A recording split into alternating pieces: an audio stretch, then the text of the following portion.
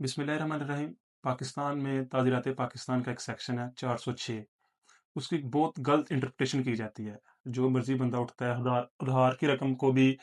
لین دین کی رقم کو بھی امانت کی خیانت کے اندر ڈال کر سیکشن 406 کی FIR درج کروا دیتا ہے۔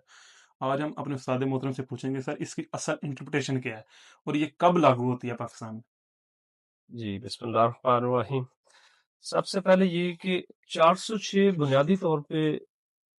جرم جو ہے یہ ہے کیا، اس کو پاکستان پینل کوڈ میں کیا بیان کیا گیا، پہلے آپ یہ بات سمجھ لیں۔ یہاں پہ دیکھنے والی یہ بات ہے کہ یہ ہے punishment for criminal breach of trust. یہ 406 جو ہے یہ سزا کا تعین کرتا ہے کہ ایک آدمی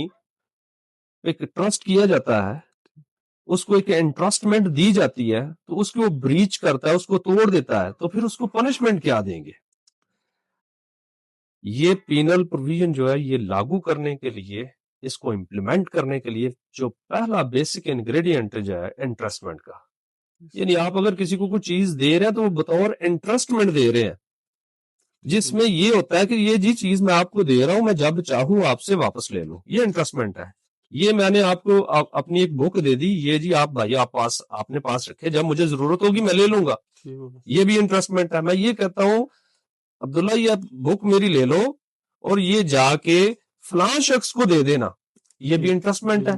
آپ کی اب ذمہ داری ہے کہ وہ چیز آپ نے وہاں پہنچانی ہے، آپ کی جو ذمہ داری کہ میری ڈیمانڈ پہ مجھے واپس دینی ہے، نہ تو میں نے کوئی آپ کے ساتھ کوئی ایگریمنٹ کیا ہے، نہ ہی میں نے آپ کے ساتھ کوئی کاروبار کیا ہے، اور نہ ہی میرا کو آپ کے ساتھ کوئی انٹرسٹمنٹ کے علاوہ کوئی ایسا ریلیشن ہے جس سے یہ چیز جو کہ ڈیل میں آتی ہو۔ اب جب یہ چیزیں وجود میں نہیں ہوں گی تو پھر یہ انٹرسٹمنٹ ہوگی، پھر 406 لاگو ہوگی، پھر امانت میں خیانت آئے گی۔ پہلے آپ نے امانت ثابت کرنی ہے، خیانت بعد کی بات ہے۔ اس کے لیے کوئی ریٹن ایگریمنٹ ہونا چاہیے کہ کوئی نہ کوئی ریٹن ایگریمنٹ جس کے تحت پتا ہو کہ اس شخص نے امانت دی ہے اگلے بندے کو۔ اب بات یہ ہے کہ اگر کوئی آپ ایگریمنٹ کر لیتے ہیں ریٹن میں کہ یہ جی میں آپ کو امانت دے رہا ہوں، اپنے پاس رکھ لیں، میں جب کہوں گا یا فلاں کنٹیجنسی یعنی فلاں کو وقوع پذیر ہوگی چیز، مثلا مثال کے طور پہ میں کہہ رہا ہوں کہ جیسے جنرلی ہمارے ہاں لوگ کرتے ہیں جی بینک سے پیسے نکلوا لیجئے، کہتے ہیں جی زکوٰۃ انہوں نے کاٹ لینی ہے، ان کے مصارف ٹھیک نہیں ہے بینک کے، میں خود سے زکوٰۃ دینا چاہتا ہوں، یا میرے جہاں پہ میں رہتا ہوں وہاں پہ سیفٹی نہیں ہے، آپ میرے پیسے رکھ لیں، یہ 10 لاکھ 20 لاکھ 2 لاکھ 5 لاکھ جتنے بھی ہیں یہ آپ اپنے پاس رکھ لیں، میں رمضان میں کیونکہ یکم کو انہوں نے زکوٰۃ کاٹ لینی ہے جو شریعت کے پرنسپل کے خلاف ہے، تو میں جب کہوں گا آپ مجھے میرے پیسے دے دیجئے گا، میں خود سے زکوٰۃ جو ہے وہ اپنے جو میری سوچ میں مصارف ہے شریعت کے دیے میں ان کے مطابق خود دینا چاہتا ہوں۔ اب میں آپ کے ساتھ ایک ایگریمنٹ کر لیتا ہوں کہ جناب میں نے اتنے پیسے بطور امانت ان کو دیے، یہ ویلڈ ڈاکومنٹ ہے، یہ ایگریمنٹ ہو سکتا ہے، یہ کوئی ڈیل نہیں ہے، یہ کوئی کاروبار نہیں ہے، لہٰذا ایسی صورت میں 406 ہی لاگو ہوگی۔ اگر کوئی ڈیل ہوتی ہے کہ جناب میں نے آپ سے بھینس خرید لی، میں نے بھینس خرید لی، آپ کو بھینس تھی 3.5 لاکھ کی، 3 لاکھ دے دی یا 50,000 رہ گئے، میں نہیں دیتا، یہ فراڈ ہو سکتا ہے، یہ سول لٹیگیشن کا میٹر ہے، یہ کرمنل لٹیگیشن میں فعال ہی نہیں کرتا، یہ تو 406 میں آتا ہی نہیں ہے کیونکہ انٹرسٹمنٹ ہی نہیں ہے، یہ تو کاروبار ہے۔ سر ہمارے پاس جو آج پریپوزیشن ایک آئی تھی کہ ایک شخص نے دیہاتی علاقے میں لوگ اکثر بھینس کا کاروبار کرتے ہیں، جی جی ظاہر ہے، مال مویشیوں کا کاروبار اس نے کرتے ہیں۔ گائے بیچی ہے اور اس نے اس وقت 50,000 بیانہ لے لیا، 3 لاکھ روپیہ اس نے بعد میں لینا ہے،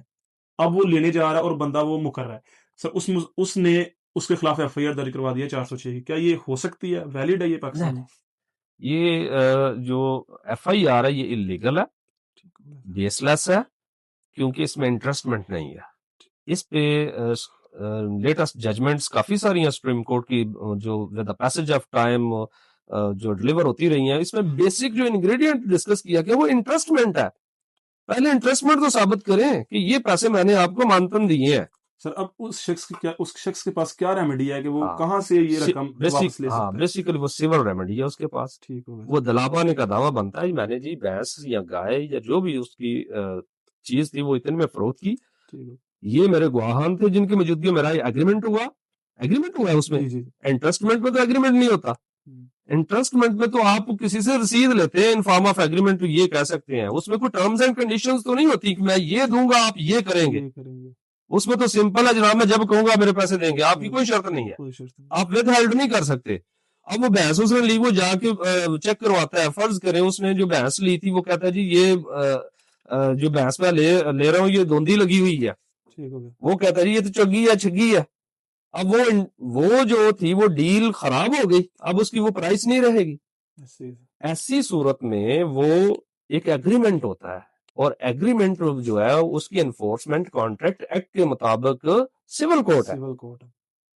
तो उसको आप या पीपीसी में नहीं लेके जा सकते। अच्छा सर, पाकिस्तान के अंदर अगर किसी के खिलाफ सेक्शन 406 की एफआईआर लॉन्च कर दी जाए तो इसकी क्या रेमेडी अवेलेबल है ज़ाब्ता फौजदारी में? जी रेमेडीज के अंदर दो है, या तो आप क्वैशमेंट में चले जाएं हाई कोर्ट में, या फिर इधर आप ट्रायल कोर्ट में आ जाएं, 249A की एप्लीकेशन इलाका मैजिस्ट्रेट के पास दे लें। ठीक है, इन दोनों सूरतों में एफआईआर जो है वो ख़त्म हो जाती है, मुलज़म बरी हो जाता है।